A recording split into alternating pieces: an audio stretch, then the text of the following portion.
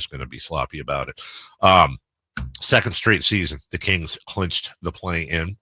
The Warriors just they helped it happen. Destroyed the Suns in Phoenix.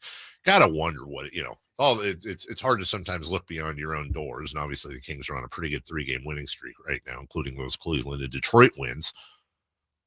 Got to be really interesting looking at Phoenix right now if you're a Suns fan going, it was like 20 minutes ago we went undefeated in the bubble, and then everything that followed since.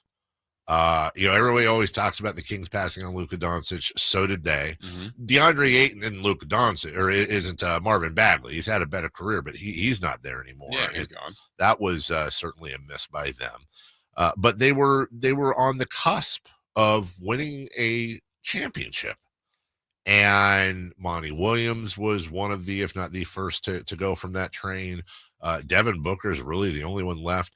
Remember yesterday, Jason, we were going over the most value contracts in the NBA. Keon Ellis was the 10th most valuable player by contract. The number one least, they did a list of least valuable players. By the way, I think 2 and 3 were Joel Embiid and Paul George, which is there was a formula based on what they make versus what their production they should be making. Number 1 on the list was Bradley Beal. No surprise. Just a horrific trade. They're going to be paying for that for a long, long time. It's going to be very interesting this summer what the Suns do. Sounds like Kevin Durant is almost certainly moving. They'll move Bradley Beal if they can. You wonder if it's going to be, I read something yesterday about maybe them doing the extended stretch with him, the stretch provision, or they just out and out buy him out. Just don't think how it's sustainable there. And you also wonder with Bradley Beal, does he have more?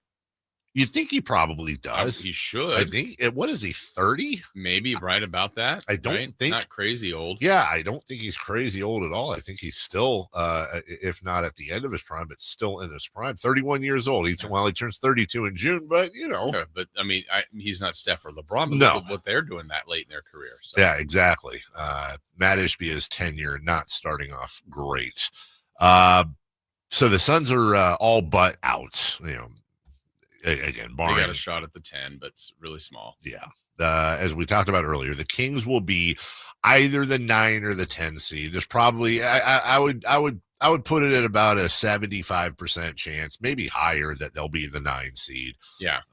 They do have what you think would be tough games coming up with Dallas, the Clippers, and then they finish at home, all 3 at home, against the Suns. But Dallas, I know Dallas has at least one clanker in there, but that's Toronto. They got the Lakers tonight, the Luka return. They got Toronto, and then they finish with Memphis. Thank you. So you've got in both the Lakers and the Grizzlies, they're playing for positioning. For sure. There is something there. If you caught the Lakers as your third game, you'd get lucky.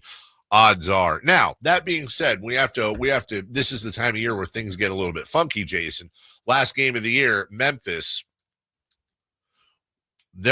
We've seen this before where teams surprisingly lose at the end of the year because they could be in a situation where they go, oh, do we want to play the Lakers or do we want to play the Nuggets? Right. Do we want to play the, this or that or whatever? And they're strategic about it.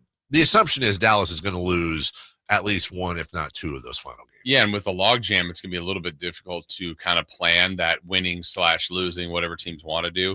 I mean, here's the other part that we do know for certain. The Kings, as we know, are in. If they're going to be 9, they're playing either Dallas or Phoenix. More likely Dallas. If somehow they drop to 10, they would go to Dallas. Correct.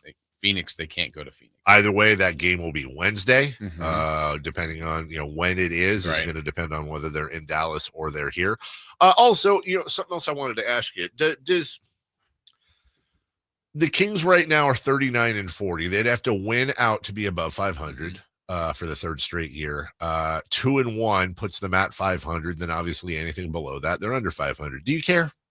I would prefer. I mean, it's not a deal breaker because in the end, if they don't win another game and they're 9 or 10 and they win and advance and get into the playoffs, didn't matter that they were 40 or 41. But if I would have a preference, I would like them to get 500 or better. I would like that, but doesn't matter. It's down on the list of priorities. Yes.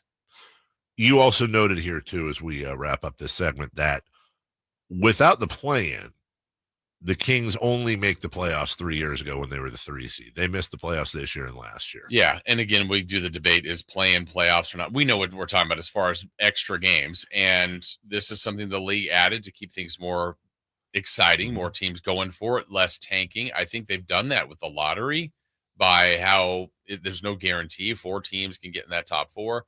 Percentages are a little bit in play, but not much. And then, you're trying to get teams 12, 11, 10 fighting all the way to the end. Right. So you have that. And if it was just 8, this was over a while ago. So it's left for some drama here. I'm biased, but I can honestly say, even if I wasn't biased, I love it. Yeah. A great move. My only pushback would be this, and it hasn't happened to my knowledge yet. I can't remember what year it was, Dave, but it might be 20 years ago now, that the 8 seed, there was a 50-win team that didn't get in.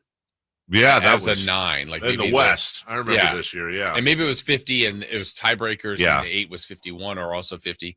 But if someone was a 7 seed and had 54 wins and then was in that play, I mean, they have every right, but they lost 2 home games, and a 36-win team got in, you're like, this doesn't feel right. Right. But that doesn't happen. It's like when the Seahawks hosted a home playoff game when they won the NFC West and they were 7-9 that year. I hear you. We'll take a break when we come back. All right, Denver tonight versus Sacramento, the debut of David Adelman. That's a familiar last name, Rick's son, as head coach, and all kinds of stuff going on out there. We've been talking about it all day. Jake